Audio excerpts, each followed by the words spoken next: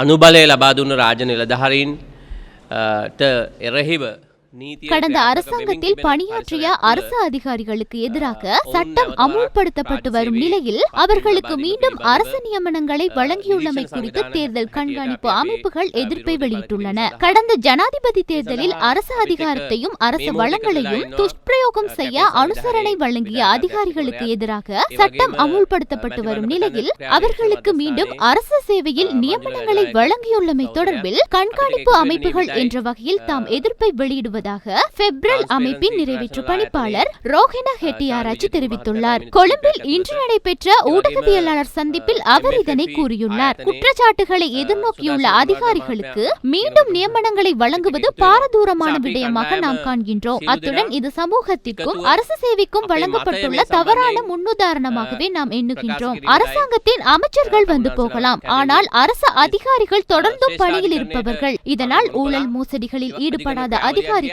அரசு சேவைகள் ஆணைக்குழு நியமிக்க வேண்டும் எனவும் ரோஹின எட்டியாராச்சி குறிப்பிட்டுள்ளார். ලබා දීමත් එක්ක අපි ඒ නඩුව අයිවත් කරගනු ලැබුවා.